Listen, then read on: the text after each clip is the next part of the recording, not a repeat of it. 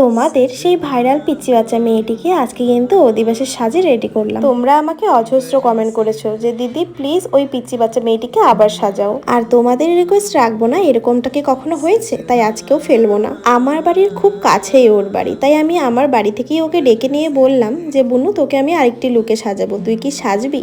আর ও সেই মুহূর্তেই সেই কথা শুনে এতটাই খুশি হয়ে গেছে যে হ্যাঁ দিদি তুমি সাজাও। আরও আমার কাছে সাজতে বসে এতটাই খুশি ছিল, তোমরা ওর হাসি মুখটা দেখেই বুঝতে পারছো। আর সত্যি বলতে আমার ওকে পার্সোনালি ভীষণ ভালো লাগে, আর ওর উপরে করা প্রত্যেকটা লুকে তোমরা অনেক ভালোবাসা দিয়েছো।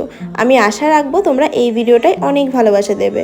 আসলে বলো তো কি, এই যে তোমরা প্রত্যেকটা দিন নতুন নতুন ভিডিও দেখতে পাও, প্রত্যেকটা ভিডিওর পেছনে কিন্তু অনেকটা পরিশ্রম লুকিয়ে থাকে। ওই যে 1 মিনিটের যে ভিডিওগুলো দেখো, সেই ভিডিওগুলো তৈরি করতে কিন্তু আমাদের সারাটা দিন লেগে যায়। এটা তো গেল মাত্র ভিডিও বানানো, তারপরে থাকে ভিডিওর মেইন উদ্দেশ্য যেটা হচ্ছে এডিটিং করা। সেটা আরো অনেক কঠিন কাজ, ঘন্টার পর ঘন্টা লেগে যায় একটা ভিডিওর পারফেক্ট এডিটিং করতে। তারপর হলো সেটাকে ঠিক মতন করে পোস্ট করা। এই যে এত পরিশ্রম করার পরে যখন তোমরা একটা ভিডিওতে অফুরন্ত ভালোবাসা দাও, অনেক ভালো ভালো কমেন্ট করো, বিশ্বাস করো সেই পরিশ্রমটা আমার কাছে কিছুই মনে হয় না। কোনো কাজই সহজ নয়, হয়তো সেটা দেখতে সহজ, বাট সব কাজেই কিন্তু কষ্ট আছে। আর আমি যেটা করছি, আমি যেটা শেয়ার করছি তোমাদের সাথে, সেই কাজের পারিশ্রমিক যদি তোমরা আমাকে দিতে চাও তাহলে অনেক অনেক ভালোবাসাই ভরিয়ে দাও। তোমরা সত্যি বলতে আমার কাছে ভগবান সমতুল্য। তোমরা যদি আমার পাশে থাকো, আমি একদিন অবশ্যই পারবো। তোমাদের ভালোবাসার জন্যই আমার এই ছোট্ট পরিবার, মানে 0 থেকে 90,000-এর সফরটা কিন্তু একদমই সহজ ছিল না। কিন্তু ওই যে কথাই বলে না, তুমি কর্ম করে যাও ফলের আশা করো না, আমিও ঠিক তেমনটাই করেছিলাম।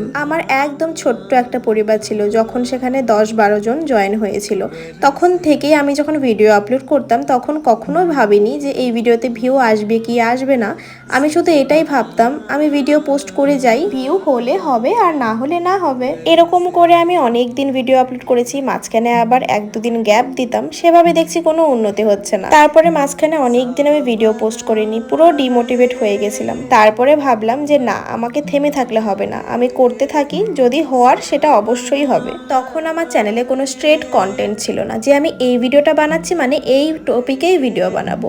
তখন আমি এখানে ব্লগ আপলোড করতাম, এখানে যাচ্ছি সেটাও আপলোড করতাম, আবার মেকআপ করছি মেকআপও আপলোড করতাম। তখন হঠাৎ করেই আমার একটা মেকআপের ভিডিও প্রচন্ড পরিমাণে ভাইরাল যায়। সেটা ভাইরাল যাওয়ার পর থেকেই মনে একটা অন্যরকমই একটা চেষ্টা এলো যে না, আমি কয়েকদিন কন্টিনিউ মেকআপের ভিডিওই আপলোড করব, কোনো ব্লগ ভিডিও আপলোড করব না। তারপরে দেখছি মেকআপের ভিডিওগুলো না, ব্লগ ভিডিওর থেকে অনেক ভালো ভিউ যাচ্ছে। তখন আমি ভাবলাম যে না, এই চ্যানেলে আমি এখন থেকে মেকআপের ভিডিওই আপলোড করব। এই যে তারপর থেকে এই পর্যন্ত আমি কন্টিনিউ একটা করে মেকআপের ভিডিও আপলোড করার চেষ্টা করি। আমি